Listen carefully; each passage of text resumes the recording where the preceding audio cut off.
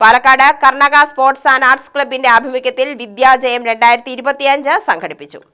SSLC+2 പരീക്ഷകളിൽ ഉന്നത വിജയം കരസ്ഥമാക്കിയ വിദ്യാർത്ഥികളെ അനുമോദിക്കുന്നതിനായാണ് പരിപാടി സംഘടിപ്പിച്ചത്. വിദ്യാർത്ഥികൾക്ക് പഠനോപകരണങ്ങളും വിതരണം ചെയ്തു. മൂത്താന്തറ ഉമാമഹേശ്വര കല്യാണ മണ്ഡപത്തിൽ നടന്ന പരിപാടി നഗരസഭാ ചെയർപേഴ്സൺ പ്രമിള ശശിധരൻ ഉദ്ഘാടനം ചെയ്തു.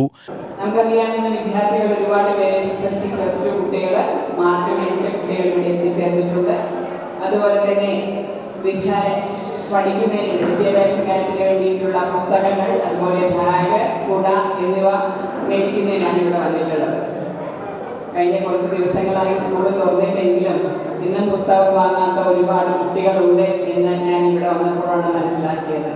കാരണം സാമ്പത്തികമായി വളരെ പിന്നിൽ നിൽക്കുന്നവരെ സഹായിക്കുക എന്നുള്ളതിൻ്റെ ഭാഗമായിട്ടാണ് ഇത്തരത്തിലുള്ള പ്രവർത്തനങ്ങൾ ഈ കർണാക സ്പോർട്സ് ആൻഡ് ക്ലബ്ബ് നടത്തുന്നത്. ഒരു വിദ്യാലയം എന്ന് വെച്ചാൽ ഒരു വിദ്യ അഭ്യസിക്കുക മാത്രമല്ല, അല്ലെങ്കിൽ ഒരു കെട്ടിടം നിർമ്മിച്ച് അവിടെ കുറെ കുട്ടികളെ ചേർത്ത് ഇരുത്തുക എന്ന് മാത്രമല്ല, പഠനമാണ് അവിടെ പ്രധാനം. വിദ്യാധനം സർവധനാൽ പ്രധാനം എന്നാണ് നമ്മൾ പറയാറല്ലേ.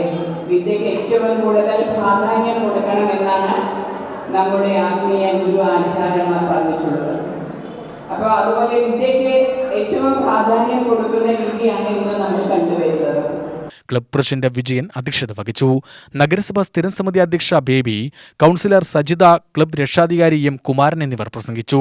ക്ലബ് സെക്രട്ടറി കൃഷ്ണകുമാർ സ്വാഗതവും ട്രഷറർ ശ്രീനിവാസൻ നന്ദിയും പറഞ്ഞു.